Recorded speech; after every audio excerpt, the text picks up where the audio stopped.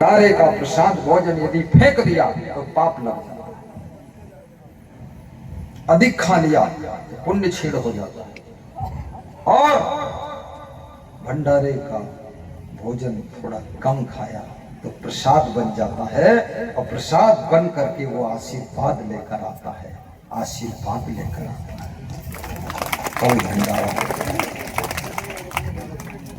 और भंडारा उसे कहते हैं जिसमें बहुत लोगों का अंशदान होता है, योगदान होता है, श्रमदान होता है, प्रेम दान होता है, धन दान होता है। इसलिए इस कार्यालय में जाकर के कल के वहां भंडारा के लिए सभी लोग जो श्रद्धा हो दान कर देना, रसीद कटा लेना।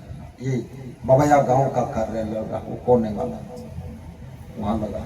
ये सफेद जिस पर बिछा है ये हमारे साथ लगा, अयोध्या आश्रम का दान कार्यालय, वो उनका अलग है।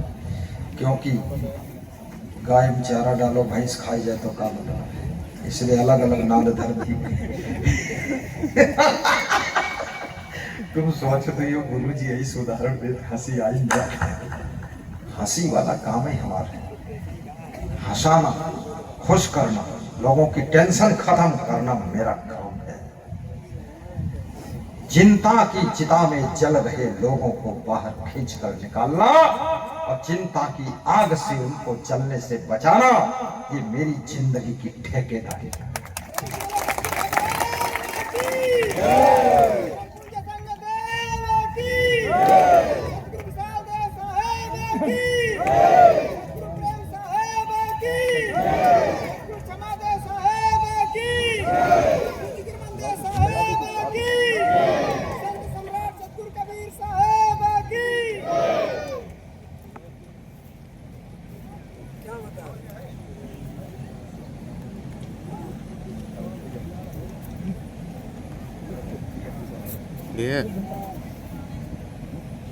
बोलिए सदगुरु भगवान की जय।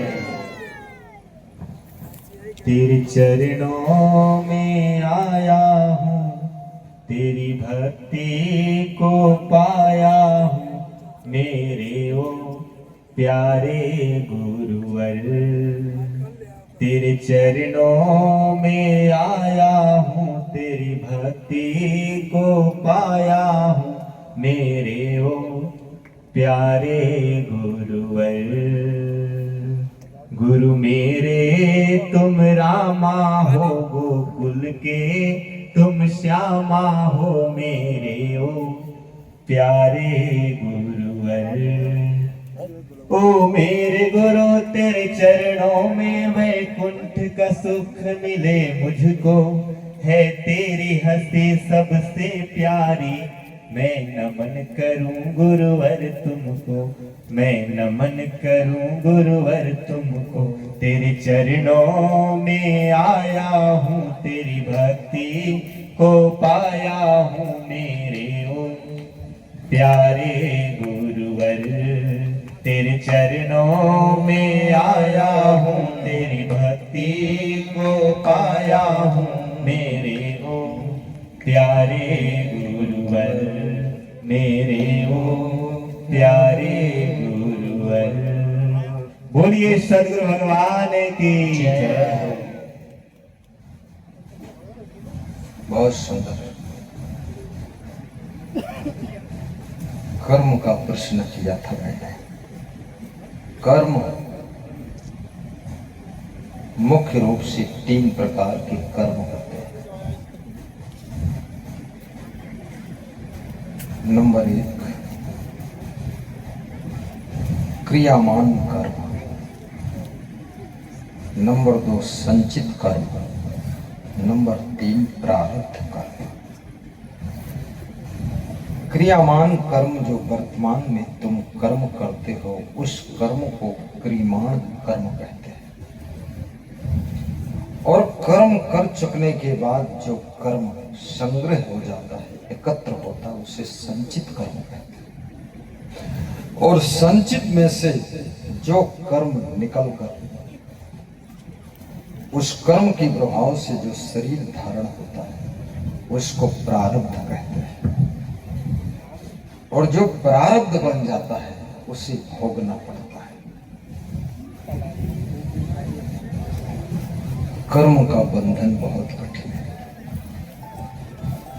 भगवान भी कर्म के बंधन में बंधा है।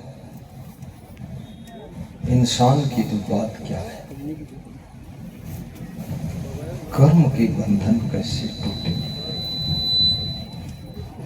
ये साधारण बंधन नहीं है। बंधाए विषय संगो मुक्तो निर्विषय मना, मनयो मनुष्याणाम कारणम बंध मोक्ष।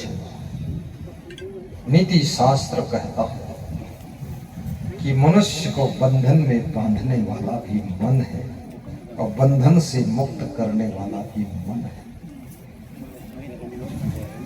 जब मन ज्ञान के रंग में रंग जाता है तो सभी बंधनों को तोड़कर मुक्ति का रास्ता तैयार करता है।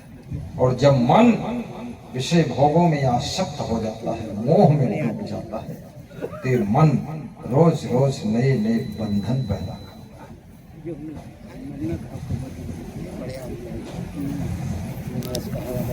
मानी मानी बंधन तर आवा, निज कर्तव्य में आप बंधावा। मान मान कर बंधन में लुटाते, और बंधन तो बंधन है, मुक्ति तो मुक्ति है। कैसे होगी मुक्ति? ये आत्मा अनाद काल से बंधन में पड़ा हुआ है, भवसागर में डूबता है, आवागमन की यात्रा करता है। पुनरपि जननम पुनरपि मरणम की यात्रा चल रही है।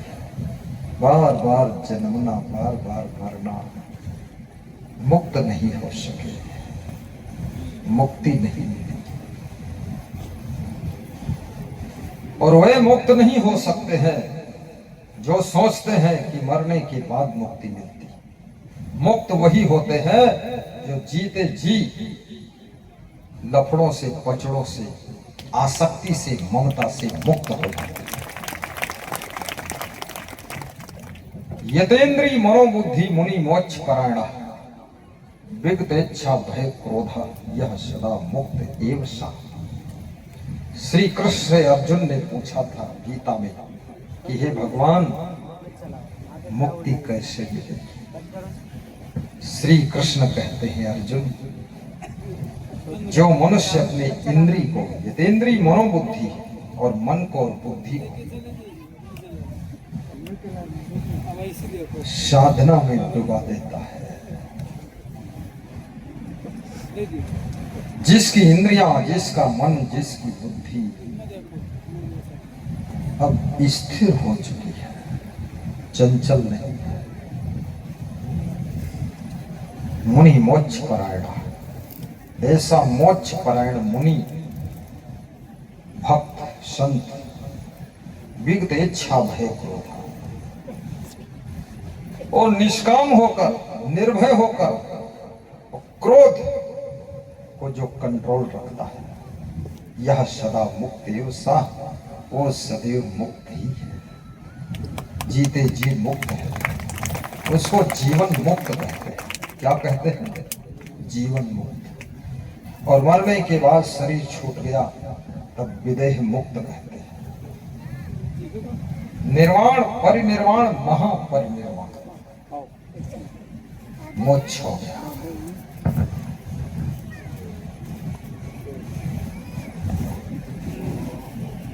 कैसे मुक्ति हो? ये इंद्रियां कैसे बस में हो? कृष्ण कहते हैं छोटी सी इंद्रियां इतना बड़ा मनुष्य उसको पागल कर देती। ये छोटा सा मन 6 फीट के लंबे शरीर को जिधर चाहता उधर लेकर चला जाता है।